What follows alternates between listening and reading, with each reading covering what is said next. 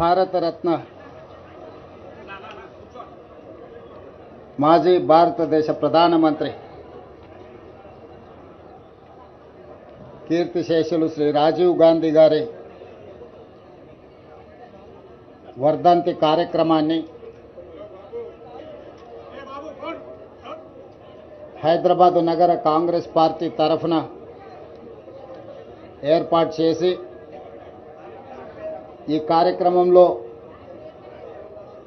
Incharge మంత్రివర్యులు, parliament సభ్యులు, శాసనమండలి సభ్యులు, శాసనసభ్యులు, రాజీవ్ గాంధీ అనుచరులైన వి హనుమంతరావు గారు, మాజీ మంత్రివర్యులు గీతారెడ్డి గారు, ఇతర ముఖ్యమైన గ్రేటర్ హైదరాబాదు నగర కాంగ్రెస్ పార్టీ నాయకులు అందరూ పాల్గొని వారికి ఘనమైన నివాళులను ఈరోజు అర్పించడం జరిగింది.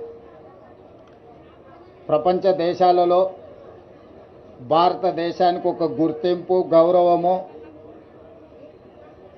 ఈ దేశము ప్రపంచానికే సాంకేతిక యుగంలో ఒక దిశను చూపించి ప్రపంచ దేశాలతో పోటీ పడడానికి ఈ దేశ యువతను సమాయత్తం చేసిన గొప్ప నాయకుడు రాజీవ్ గాంధీ గారు.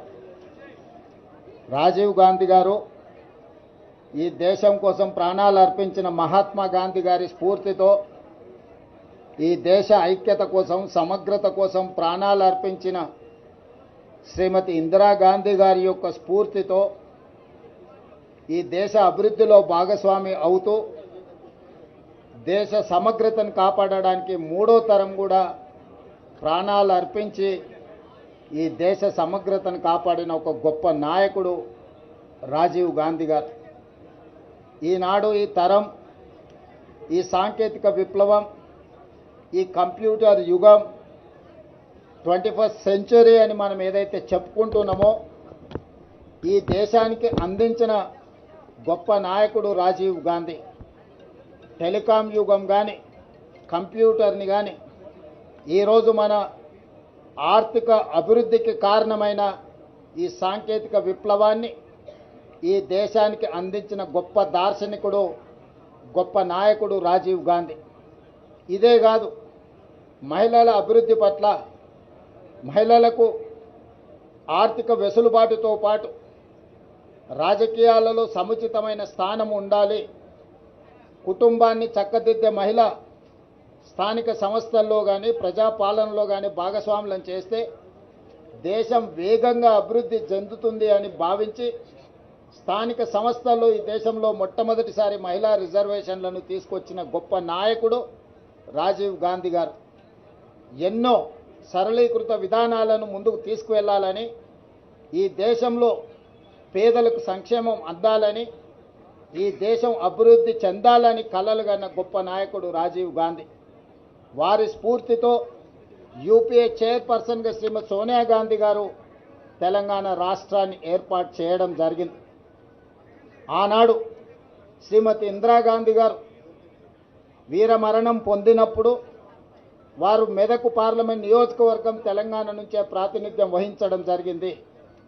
అదేవిధంగా ఈ ప్రత్యేక తెలంగాణ రాష్ట్రాన్ని ఏర్పాటు చేయడంలో సాహసోపేతమైన నిర్ణయం శ్రీమతి సోనియా గాంధీ గారు తీసుకోవడం వల్లనే ఈనాడు తెలంగాణ రాష్ట్ర కళ నిజమై తెలంగాణ రాష్ట్రంలో సచివాలయం ముందు ట్యాంక్ బండ్ మీద ఈరోజు మనం రాజీవ్ గాంధీ గారి వర్ధంతి జరుపుకుంటున్నాం.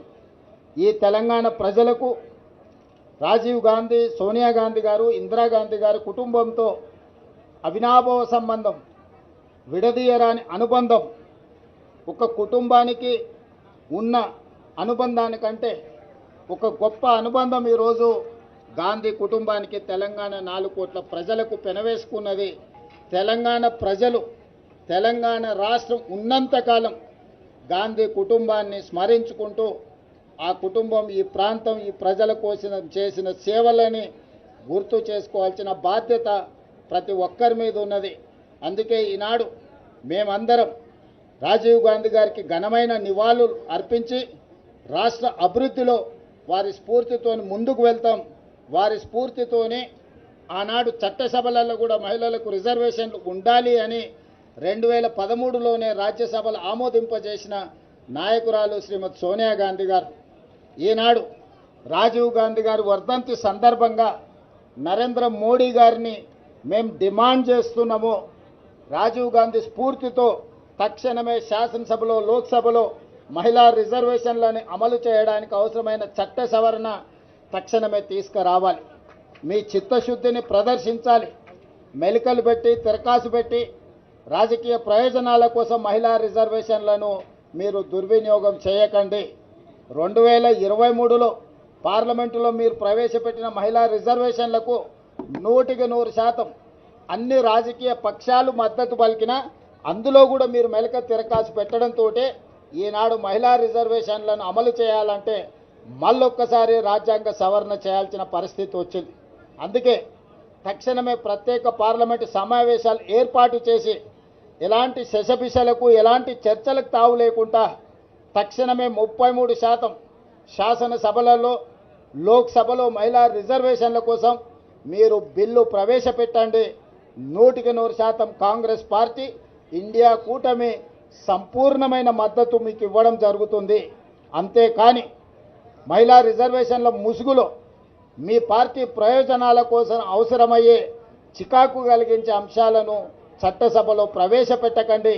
ఇది ఏమాత్రం మంచిది కాదు.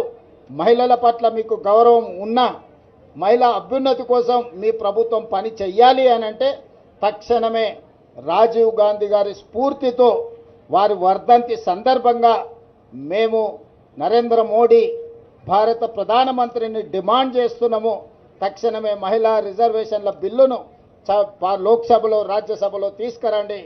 కాంగ్రెస్ పార్టీ సంపూర్ణంగా మద్దతిస్తుంది. రాజీవ్ గాంధీ గారు ఇచ్చిన స్ఫూర్తి వారి చూపించిన దారే ఈ రాష్ట్రానికి దేశానికి రక్షణగా ఉంటుంది. అభివృద్ధి జరుగుతుంది. వారిని గుర్తు చేసుకుంటూ వారి స్ఫూర్తితో తెలంగాణ రాష్ట్రంలో సంక్షేమాన్ని అభివృద్ధిని ముందుకు తీసుకువెళ్తామని మీ అందరి ద్వారా సవినయంగా మనవి చేస్తున్నాను. ధన్యవాదాలు.